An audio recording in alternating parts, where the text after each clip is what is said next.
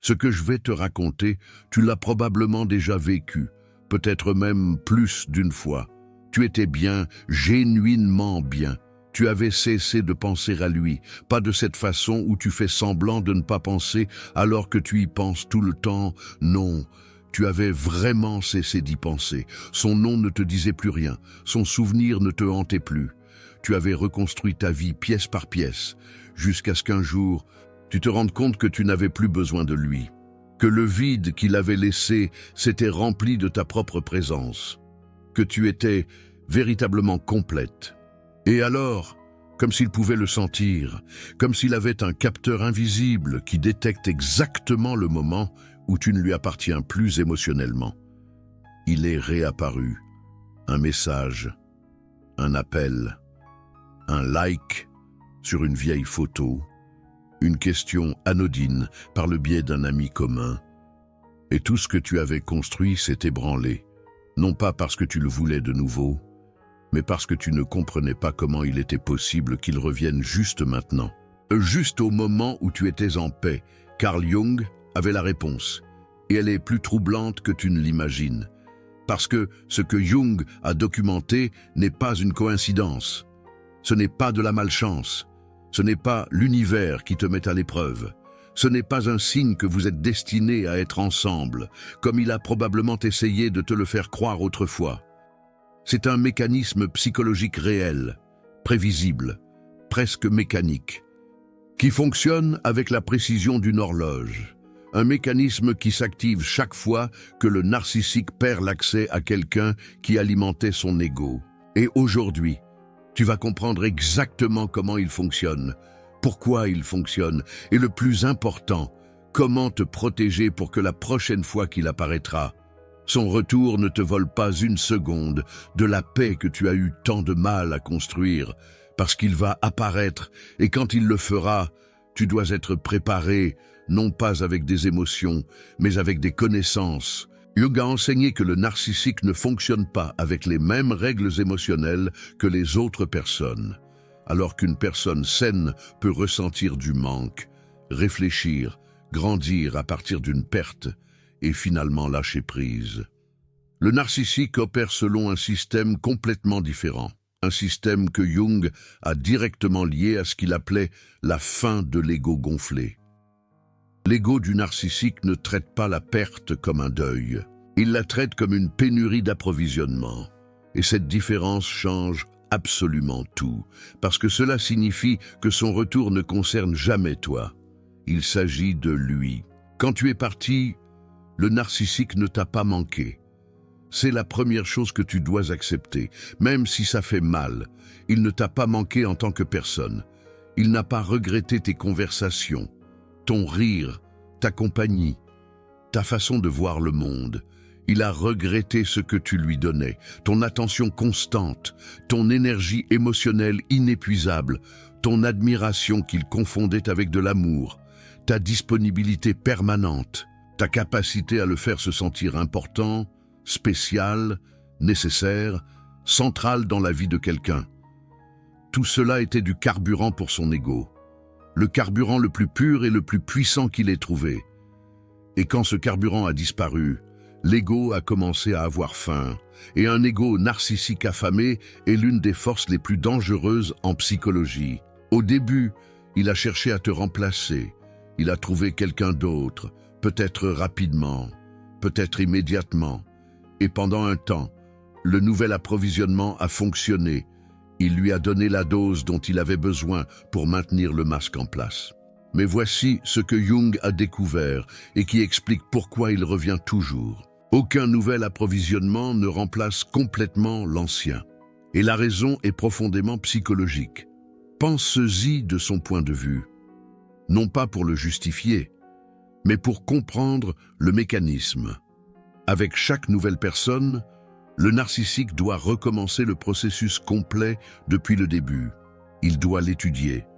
Il doit identifier ses blessures, ses peurs, ses besoins non satisfaits.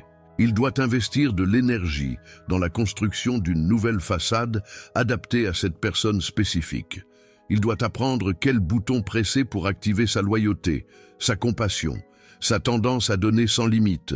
Il doit calibrer la manipulation au tempérament spécifique de la nouvelle personne, parce que ce qui fonctionne avec toi peut ne pas fonctionner avec une autre. C'est un travail épuisant, un travail qui nécessite un investissement énorme, de la peu d'énergie réelle qu'il a, et pendant qu'il le fait, il existe quelque part dans sa psyché une archive complète de toi, une archive où sont stockés tous tes points faibles, toutes tes réactions prévisibles, tous les mécanismes qu'il a déjà perfectionnés pour te contrôler. Tu es le chemin connu, le raccourci, la route qu'il peut parcourir les yeux fermés. Et quand la nouvelle source d'approvisionnement faiblit, quand elle s'épuise, quand elle commence à résister, quand la nouvelle personne commence à voir derrière le masque comme tu l'as fait toi, le narcissique fait ce que tout toxicomane fait quand sa drogue habituelle n'est pas disponible. Il revient au fournisseur qu'il connaît déjà, non pas parce qu'il t'aime, non pas parce qu'il a changé, non pas parce qu'il s'est rendu compte de ce qu'il a perdu, mais parce qu'avec toi, l'effort est minimal et la récompense, du moins dans son esprit, est maximale. Mais Jung a identifié quelque chose d'encore plus sinistre. Le narcissique ne revient pas à n'importe quel moment. Il revient spécifiquement quand tu l'as oublié. Et ce n'est pas une coïncidence. C'est le résultat d'un processus qui opère presque au niveau inconscient. Laisse-moi t'expliquer comment fonctionne ce radar invisible, parce que c'est l'un des aspects les plus fascinants et les plus perturbants de la dynamique narcissique.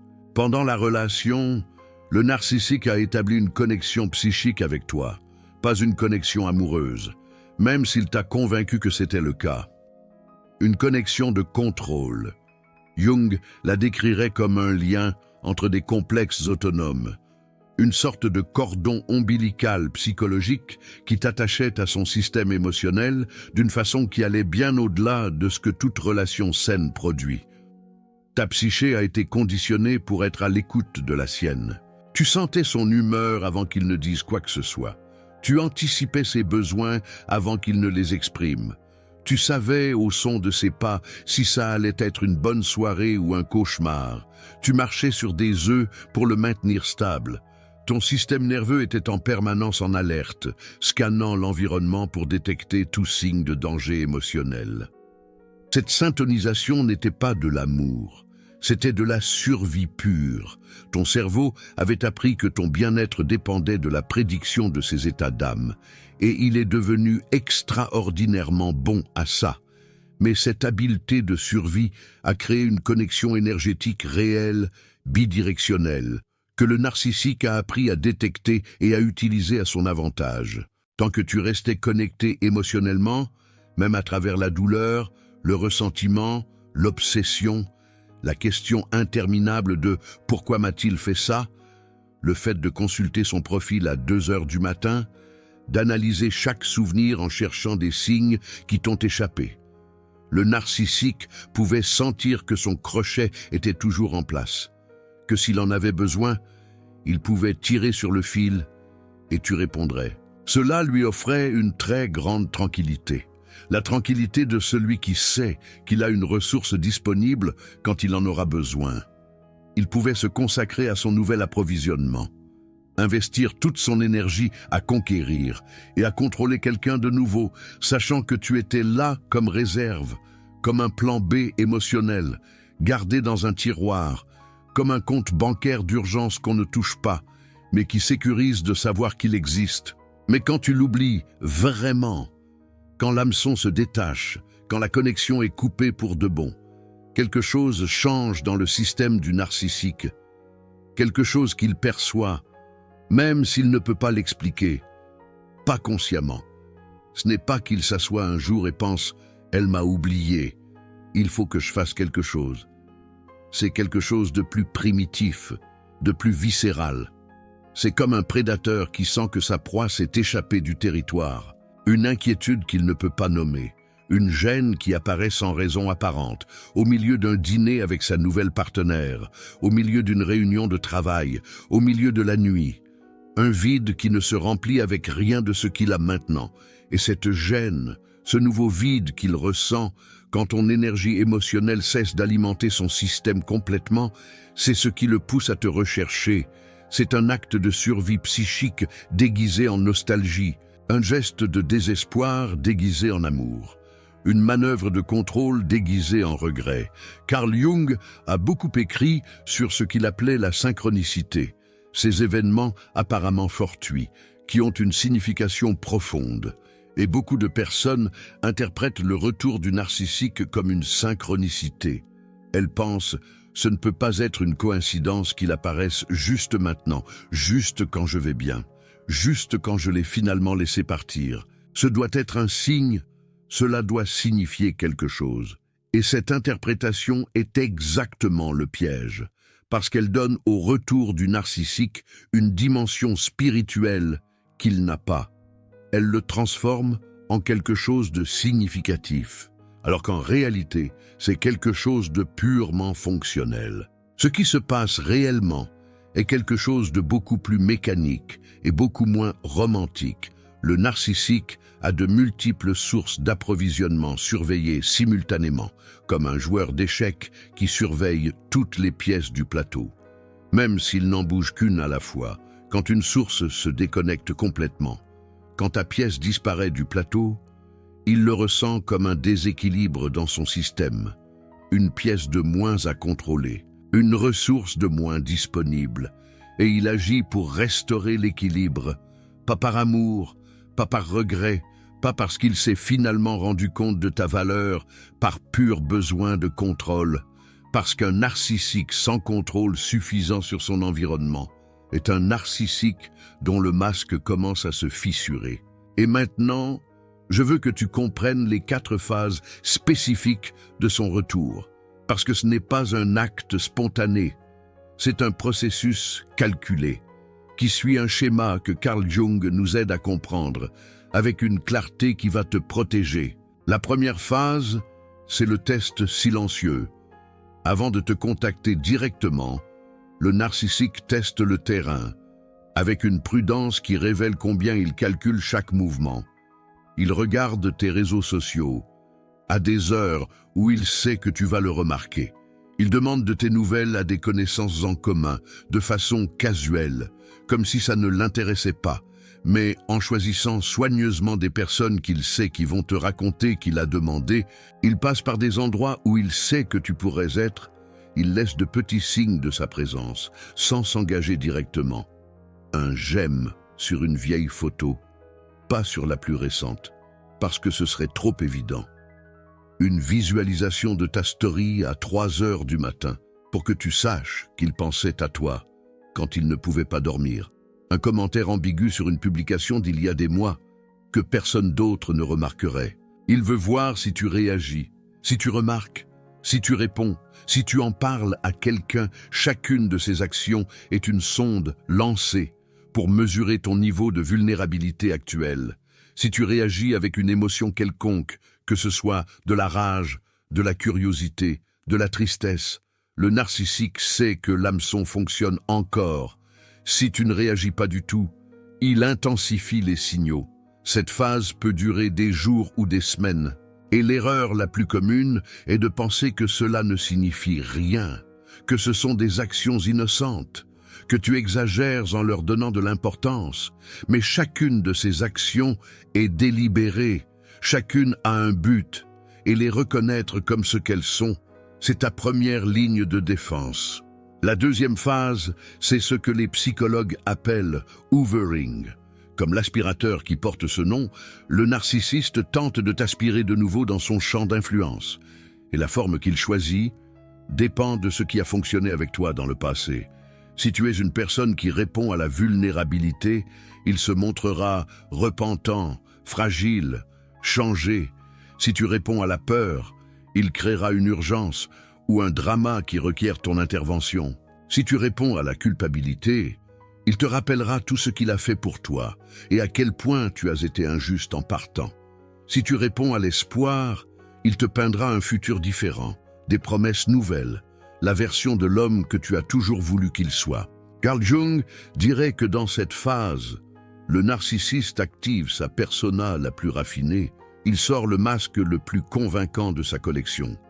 Pas n'importe quel masque. Celui qui fonctionne le mieux avec toi spécifiquement. Celui qui a été conçu sur mesure pour toi, calibré exactement pour tes points aveugles émotionnels. Si ton point aveugle est la compassion, il se montrera fragile et nécessiteux. Si ton point aveugle est la responsabilité, il te fera sentir que tu es la seule qui peut l'aider. Si ton point aveugle est l'optimisme, il te présentera des preuves de changement qui semblent irréfutables. Et ce masque est si efficace parce qu'il a été construit pendant des mois ou des années à t'observer avec l'attention d'un scientifique qui étudie son sujet de laboratoire, à étudier tes réactions, à cataloguer tes faiblesses, à apprendre exactement ce que tu as besoin d'entendre, pour ouvrir la porte que tu avais juré de ne jamais rouvrir. Mais attends, parce que la troisième phase, c'est celle qui explique pourquoi tant de personnes intelligentes, fortes, conscientes de l'abus, finissent par revenir, malgré le fait de savoir exactement ce qui les attend.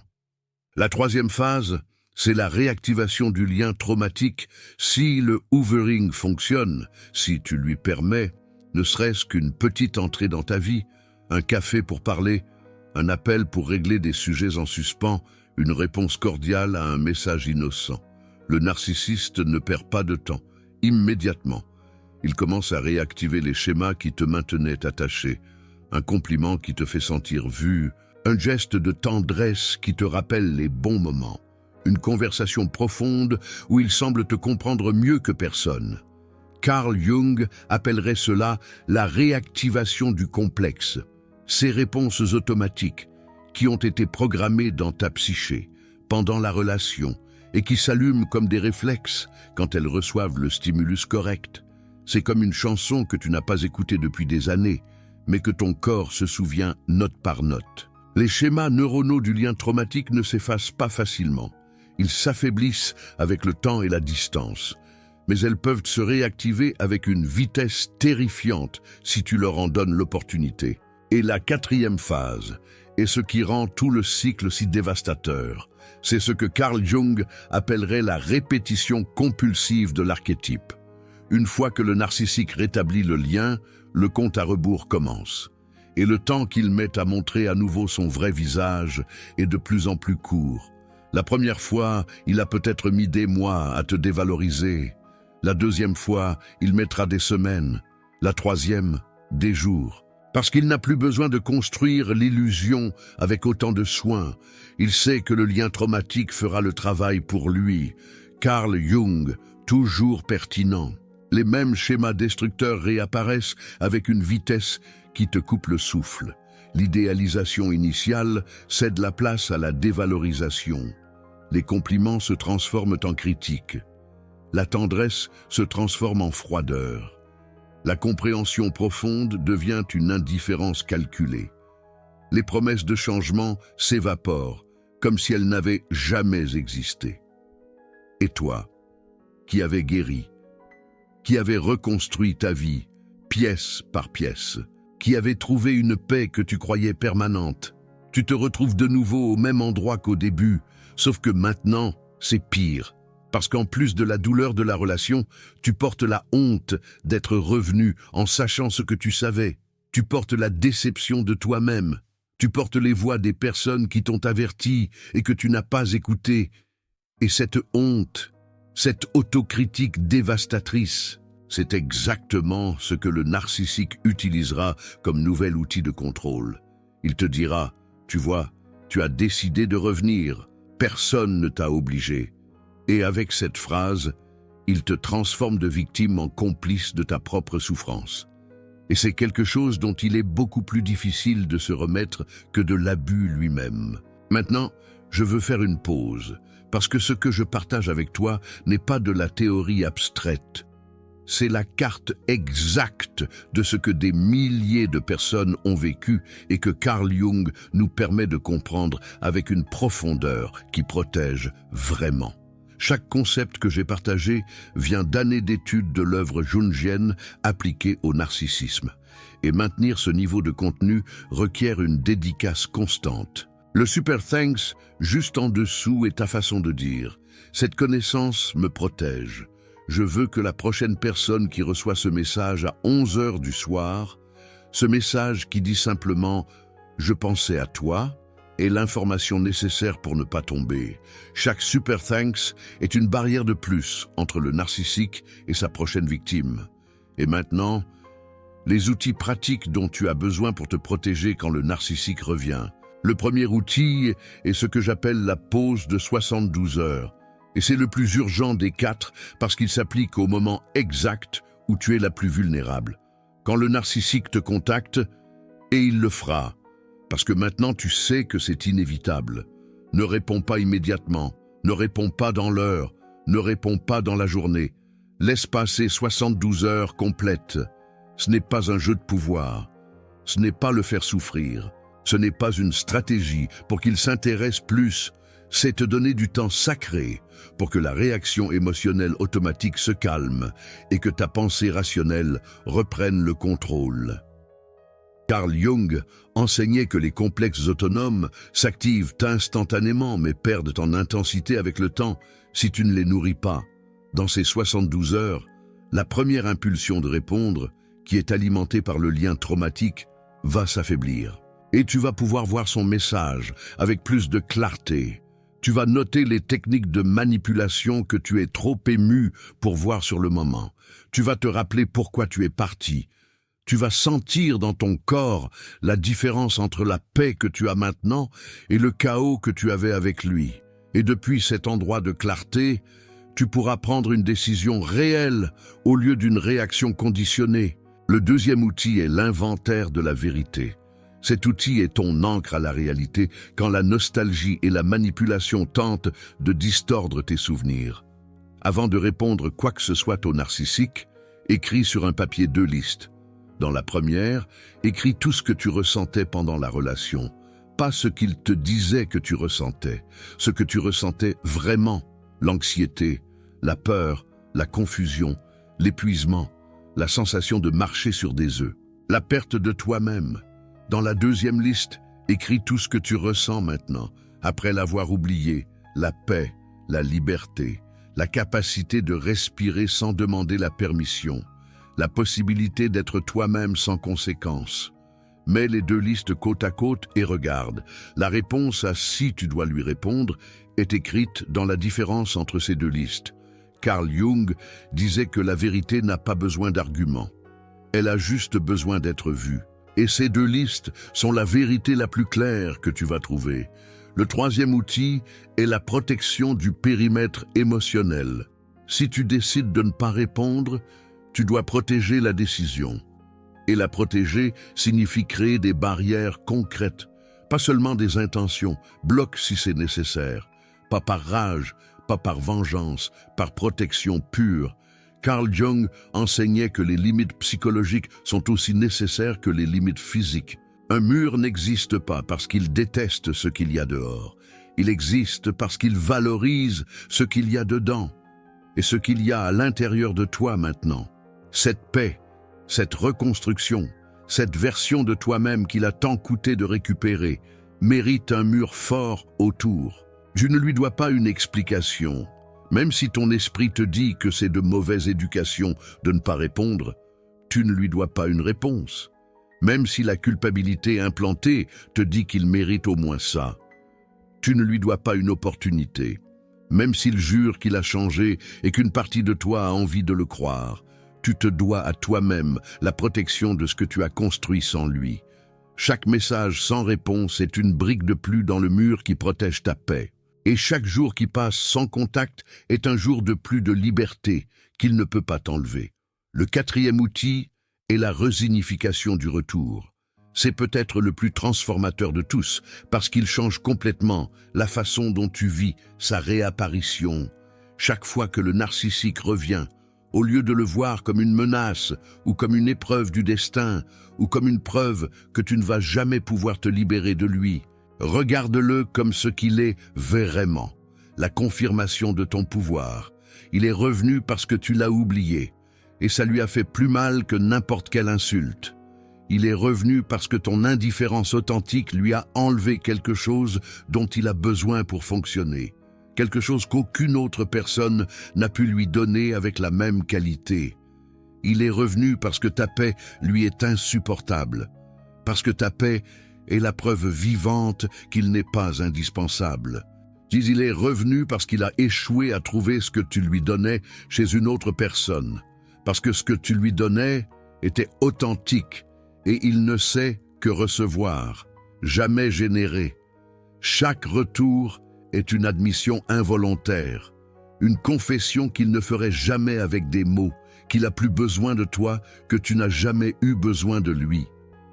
Et cette resignification transforme la peur en pouvoir, transforme la confusion en clarté, transforme le retour du narcissiste, non pas en une menace qui te déstabilise, mais en une confirmation qui te fortifie.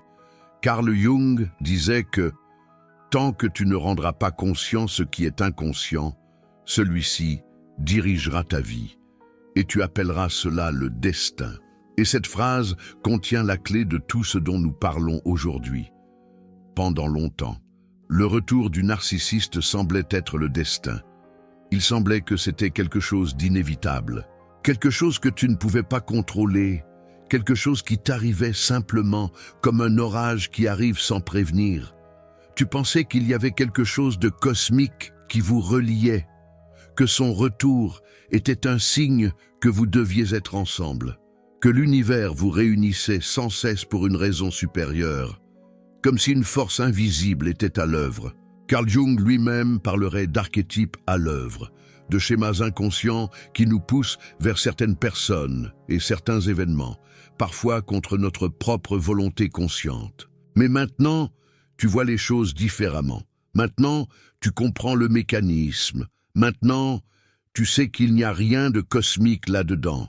Il y a de la psychologie, il y a un ego affamé, il y a un schéma prévisible d'approvisionnement épuisé. Il y a un fichier émotionnel t'appartenant, qu'il consulte quand tout le reste échoue. Maintenant, tu sais pourquoi il revient, quand il revient et comment il revient.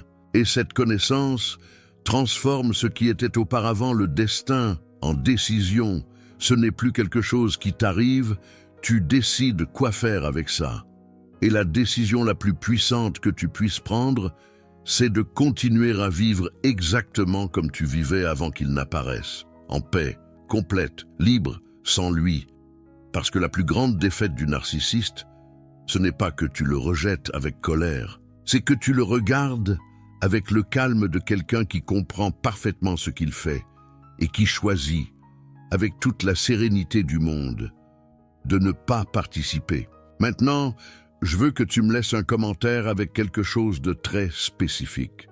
Je veux savoir combien de fois le narcissiste est revenu après que tu l'aies oublié. Et je veux savoir quelle excuse il a utilisée pour revenir. Parce que les schémas se répètent entre les narcissistes avec une similitude qui surprend.